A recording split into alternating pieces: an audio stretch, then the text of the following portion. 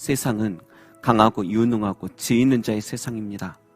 약하고 작고 무지한 자는 짓밟히는 세상입니다. 그래서 어느 누구나 더 강해지고 싶고 유능해지고 싶어 공부를 더 열심히 하기도 하며 도전하며 많은 체험을 하고 싶어 합니다. 하지만 결국 뜻대로 되어가지 않는 모습을 보면 실망하고 아파합니다. 이렇게 약하고 유능치 못한 나를 하나님께서도 싫어하실 것 같고 사용하시지 않을 것만 같습니다. 그런데 오늘 본문을 보니 하나님께서 특별히 더욱 사용하시는 이들이 있단 말합니다. 그들은 2절에 보니 대적들, 원수들, 그리고 보복자들을 잠잠케 하는 권능자들이라 말합니다. 그들은 어떤 존재일까요? 어느 누가 그런 놀라운 권능이 있는 것일까요? 본문에 보니 그들은 바로 어린 아이들과 젖먹이라고 선포하십니다. 강한 자는 자기 주관이 뚜렷하고 신념이 확고합니다. 그래서 하나님 일에 오히려 거리끼는 일들도 자주 합니다. 하나님의 뜻도 타인들의 작은 생각도 비웃기 일쑤입니다. 인생의 어려움들이 올 때 이렇게 해야 역시 해결된다면서 아주 강하고 거칠게만 자신의 신념을 몰아붙입니다. 여러분, 강하게 할 때는 강하게 해야 할 것입니다. 운동화도 어설프게 신발끈을 묶으면 풀려버리고 그 끈에 불편을 겪는 날이 오니 확실히 매듭을 지어야 할 것들은 나중에 풀리지 않도록 확실하고 꼼꼼하게 묶고 나의 갈 길 달려가야 하는 게 맞습니다. 하지만 선한 일과 바른 신념에 관하여서는 그렇게 하는 것이 당연하나 자신의 욕심일 뿐이고 하나님의 뜻도 아닌데 한 번의 포기도 없이 뒤돌아봄도 없이 하나님께 싫어하시는 자기 길만 굳게 가려는 의지로 가득한 자는 어찌하겠습니까? 그런 사람들은 참으로 하나님 앞에 굴복하지를 않습니다. 그래서 로마서 8장에 보면 육신의 생각은 하나님과 원수가 되나니 이는 하나님의 법에 굴복하지 아니할 뿐 아니라 할 수도 없음이라 말씀하십니다. 그들의 생각이 너무 확고하여 하나님 법에 굴복하지 않을 뿐더러 할 수도 없는 것입니다. 여러분, 사람들이 잘못할 수 있는 것과 양심에 화인 맞아버린 것과는 다릅니다.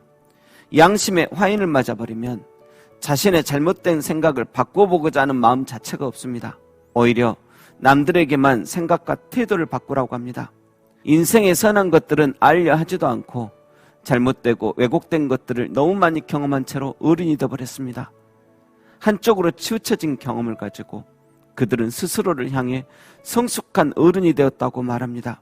하지만 그 성숙한 어른의 입에서는 역시 세상은 돈이 법이고 권력이 희미하라는 말뿐입니다. 자기보다 강한 자 앞에서는 굽신대며 하나님 앞에서는 경배하지도 않습니다. 하박국 1장 11절의 갈대아인처럼 그들은 자기 힘을 신으로 삼는 자들 뿐입니다. 하나님을 믿느니 내 팔뚝을 믿겠다, 내 힘을 믿겠다 말하는 이들입니다.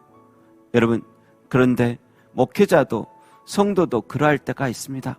그 영혼이 말씀과 기도로 깨어있지 않고 거룩함과 성결함이 사라져가면 어느새 우리들도 하나님 보시기에 눈물 나는 일들을 순식간에 버리고 있는 겁니다. 양심에 화인 맞은 자처럼 하나님 앞에 굴복하고자 하는 마음은 사라져가고 자신의 못된 생각과 행동은 고집하면서 남들은 자기 마음에 안 들면 늘 바꾸기만 원합니다. 하나님의 선하신 뜻보다 자신이 원하는 스타일대로 안 되어지면 빈정만 상해합니다. 여러분, 천국은 어린아이와 같은 사람들의 것입니다. 진정 예수님을 알려면 어린아이와 젖먹이가 되어야 합니다.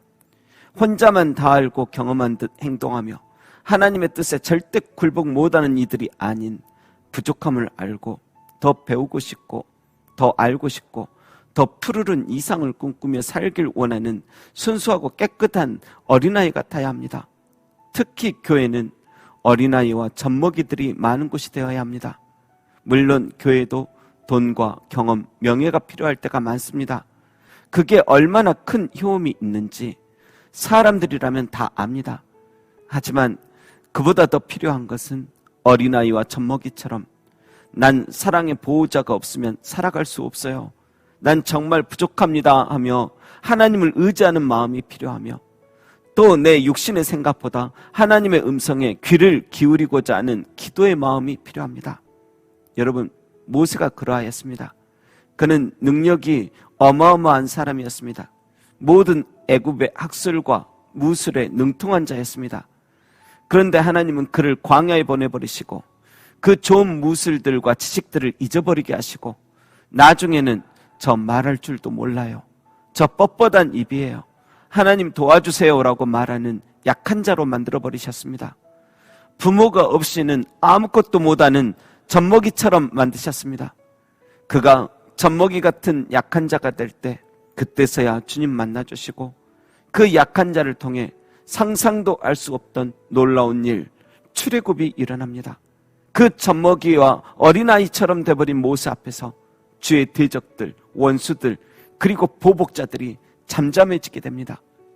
신약 성경의 절반 정도를 기록한 사도 바울도 마찬가지입니다. 원래 그는 수많은 기독교인을 치리할 만한 강한 자였습니다. 최고급 학부를 나온 대단한 지식이 있던 사람입니다. 그런데 그를 하나님께서 쓰시기 위해서 제일 먼저 얼마 동안 눈을 멀게 하시기도 하셨고, 눈이 나은 후에는 아라비아 등지에서 최소 11년 이상을 묻혀 살게 하셨습니다. 주님을 의지하지 않고는 살 수 없는 존재로 만들어 놓으셨습니다. 그리고 난 모든 성도들 중에 지극히 작은 자요 죄인 중에 괴수라고 부를 그 시절에 하나님께서 사용하시기 시작합니다. 우리 자신도 마찬가지입니다. 우리가 세상 살다 넘치는 육신의 생각들로 어느새 물들어 주의 대적, 원수들이 나 또한 되어가고 있을 때 그 악해져가는 마음 다시 잔잔하게 만들어주던 이들이 누구입니까? 바로 어린아이와 젖먹이 같던 순수한 마음의 사람들이 아니었습니까? 지친 우리에게 필요한 사람들은 내 마음속 대적들과 싸워줄 어린아이와 젖먹이들 같은 이들입니다. 교회 역시 자기 생각 강하고 엄청 영향력 있는 사람만 많이 있는 것보다 어린아이와 젖먹이 같은 순전한 성도님들 두세 사람만 있다면 그 두세 사람 모인 곳에 예수님께서도 함께 계십니다. 3절에 보면 그 어린아이들의 특징은 온 땅이 어찌 그리 아름다운지요, 온 땅이 어찌 그리 아름다운지요 하며 매사가 긍정적입니다. 그들은 이 세상이 내게 무엇을 주었나 보다 하나님이 내게 무엇을 주었는가 묵상합니다. 주님이 베풀어 놓으신 달과 별 내가 보오니 사람이 무엇이간데 이처럼 저를 생각하시고 사랑하십니까? 말할 줄 아는 사람. 그런데 우리는 언제부터인가 너무 강해지고 지혜가 커진 후부터 온 땅이 아름답지 않습니다. 왜 교회가 이 모양이지? 집구석은 왜 이 모양이야? 내가 못 살겠다. 디도서 1장 15절에 보면 깨끗한 자들에게는 모든 것이 깨끗하나 더럽고 믿지 아니하는 자들에게는 아무것도 깨끗한 것이 없고 오직 저희 마음과 양심이 더러운지라고 기록되어 있습니다. 여러분, 깨끗한 자들은 모든 것을 되도록 깨끗하게 바라보려 합니다. 그런데 마음과 양심이 더러워지면 다 더러워 보입니다. 사랑하는 여러분, 우리는 용맹하며 지혜롭고 강해야 될 줄로 믿습니다. 하지만 너무 강해 부러지며 남도 부러뜨리는 인생 되지 마시고 순전하고 깨끗하고 모든 것을 아름답게 바라볼 수 있는 약한 자, 젖먹이, 어린아이가 되어 이 세상이 어찌 그리 아름답습니까를 외치며 비록 지금 사는 세상 힘든 것 투성이지만 인자가 무엇이간데 어찌 그렇게 저를 생각하십니까?